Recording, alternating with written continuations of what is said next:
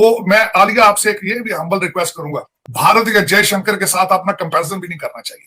उसकी वजह ये है कि आप मेरे साथ डिबेट कर लें कि वो जो जिस मुल्क की आप बात करते हो आपसे 50 साल आगे, वहां दुनिया में जितनी नेशनलिस्ट मूवमेंट्स चली थी, इंक्लूडिंग डोनाल्ड ट्रंप की, इंक्लूडिंग ब्रेक्सिट की, इंक्लूडिंग मैक्रोन की, अरब स्प्रिंग की, सारी सारी खत्म हो चुकी हैं। Imran Khan including nationalist movement थी, आपकी एस्टेब्लिशमेंट तजर्बा करना चाहती थी, किया उस पर, लेकिन सिर्फ एक ही मूवमेंट खड़ी है, तो वो मोदी साहब की खड़ी है। आपका उनके साथ कुछ कंपैरिजन नहीं कि खुदा का बंदा क्या करेगा। आप इंडिया की इकोनॉमी देखें, डॉक्टर मनमोहन सिंह ने अर्ली 90s में जो फ्रेमवर्क बनाया था वो कम से कम 10, 12, 15 साल चला है। उसके बाद वो खुद फाइनेंस और उन्होंने हमारी पॉलिसी टो की थी, if I am not wrong. मैं समझता हूँ कि हर कंट्री ने जो तरक्की की है, उनकी हर कंट्री का जो इकोनॉमिक पॉलिसी फ्रेमवर्क होता है वो इंडिजिनस होता है। वो इसको हम ये नहीं कह सकते कि जो ना हमारी पॉलिसी टो की, हर कंट्री का अपना एक इकोनॉमिक पॉलिसी फ्रेमवर्क होता है। अगर हमारी मईशत बर्बाद हो जाए और हम 2 वक्त की रोटी खाने के काबिल न हों, तो फिर ये चीजें कंप्रोमाइज हो जाया करती। अभी चाइनीज इकोनॉमी बैठ रही है उसकी वजह से। किस्सा मुख्तसर ये है कि 30 रुपए फी लीटर पेट्रोल और डीजल पर जो है वो बढ़ा दिए गए, जिसकी वजह से एक नए महंगाई के सुनामी का खदशा जाहिर किया जा रहा है और अवाम बिलबिला रहे हैं। हमसे ये काम नहीं हो पाता, हमारी पॉलिसीज की कंसिस्टेंसी नहीं है। पाकिस्तान ने एटमी धमाके किए और पाकिस्तान जो है वो इस्लामी दुनिया की पहली एटमी कुव्वत बना। हम मुत्तहिदा तौर पर मुल्की दिफा की खातिर अपनी जान कुर्बान करने से भी दरेग नहीं करेंगे। हमारा मसला $1 अरब है सर, उस पे फंसे हुए हैं। मुझे आप ये बताइए, पिछले 20 या 25 अब इन 40 सालों में कौन सी एक टॉप क्लास यूनिवर्सिटी बनी है हमारे पास? कोई भी नहीं। हमारे पास, हम कहते हैं ना, हमें एक ग्लोबल लेवल की ह्यूमन रिसोर्स की जरूरत है। एक टेक्नोलॉजी की यूनिवर्सिटी ढंग की नहीं बनी पिछले 30-40 सालों में। आप जाके इंडस्ट्री के लोगों से पूछा, आज हमारी जितनी भी इंजीनियरिंग और टेक्नोलॉजी के ग्रेजुएट्स निकल रहे हैं, जो 25 या 40 हजार का एक फिगर है, जिसमें 10% सिर्फ वो हैं जो मार्केटेबल हैं, एम्प्लॉयबल हैं। बाकी 80-90% तो बेकार लोग प्रोड्यूस कर रहे हैं। उन गरीबों का भी कोई किस्मत नहीं है, तालीमी फैसिलिटीज अवेलेबल नहीं है, और जो है थोड़ी बहुत वहां पे तालीमी सही नहीं दी जा रही है। तो भाई ये कौन बनाएगा यूनिवर्सिटी? किसी गवर्नमेंट ने तो बनानी होगी ना यूनिवर्सिटी को। आज पौधा लगाएंगे तब फल खाएंगे ना, कुछ अर्से बाद जाके, 10-20 साल बाद जाके ना। तो ये हार्वर्ड वगैरह, केमिस्ट्री 300 साल से इदारे चल रहे हैं। तो देखें, बात ही अगर यूनिवर्सिटी किसी ने नहीं बनाई तो वो हमारी गलती है, यूनिवर्सिटी ना बनाना। हमारे पास अगर 5 साल या 10 साल इकोनॉमिक प्लान नहीं है, वो हमारी गलती है। 10 साल इकोनॉमिक प्लान नहीं है। अगर हमारी फाइनेंस की टीम या इकोनॉमी की टीम बार बार हर 6 महीने बाद चेंज होती है, वो हमारी गलती है। ठीक है ना, ये बैरूनी मसले नहीं है।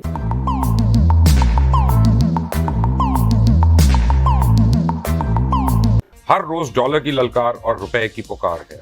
IMF हाथ पकड़ चुकी है और श्रीलंका की गर्दान जुबान ज़दे आम है। मुल्की मामला दिन ब दिन हसास हो रहे हैं, लेकिन हर रोज इस चिंगारी पर पेट्रोल छिड़का जा रहा है। ऐसे में पाकिस्तान का कौन सोचेगा? ये एक तवज्जो तलब सवाल है, लेकिन मजाल है कि कोई इस पर कान धरे। वो मैं आलिया आपसे एक ये भी हम्बल रिक्वेस्ट करूंगा, भारत या जयशंकर के साथ अपना कंपैरिजन भी नहीं करना चाहिए।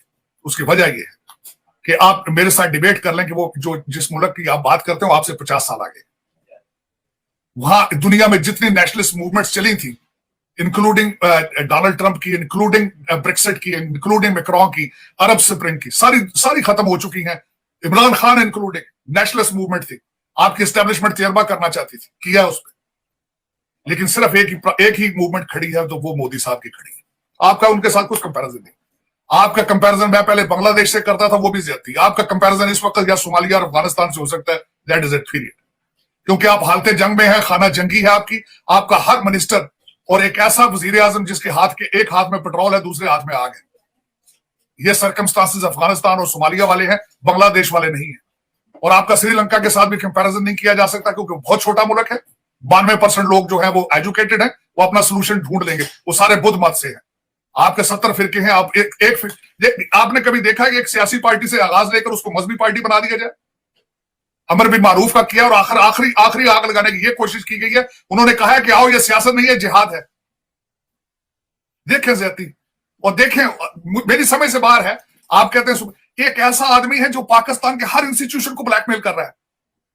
आपकी अदलिया बिल्कुल इस वक्त लग रही है जिस तरह ब्लैकमेल हो रही है। एस्टेब्लिशमेंट चादर लेके कोने में बैठ गई है। शहबाज शरीफ अभी तक कौम से खिताब नहीं कर सका। आपके सबसे बड़े सूबे का ना कोई गवर्नर है, ना चीफ मिनिस्टर है।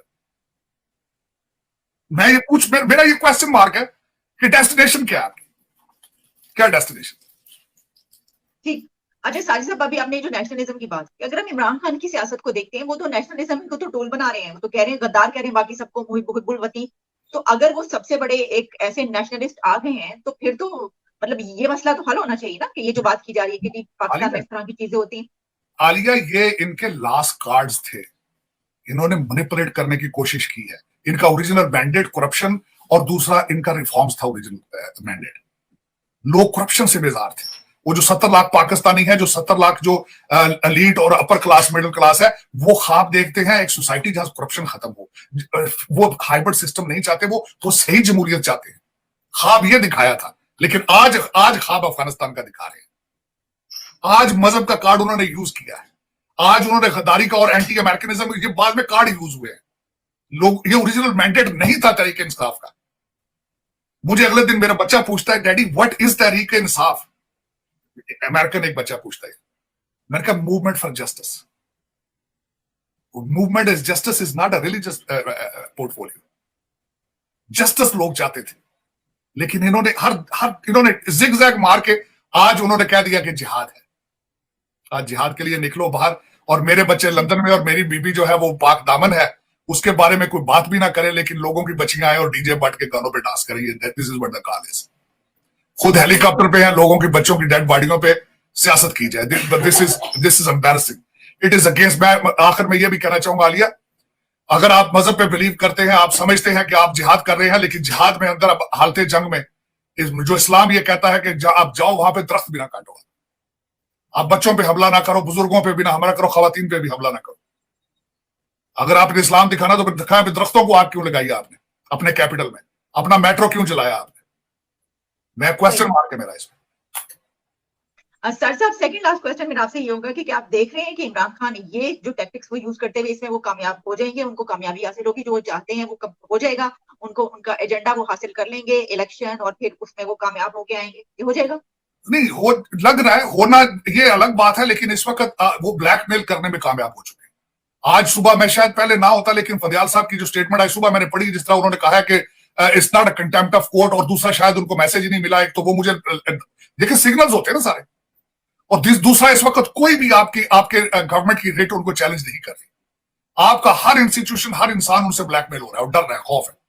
उन्होंने आप उसमें वो कामयाब रहे। अब मैं ये देखता हूं कि पाकिस्तान ने किस डायरेक्शन में जाना है, बचना है, आगे क्या जाना है, हालात तो नहीं लग रहे।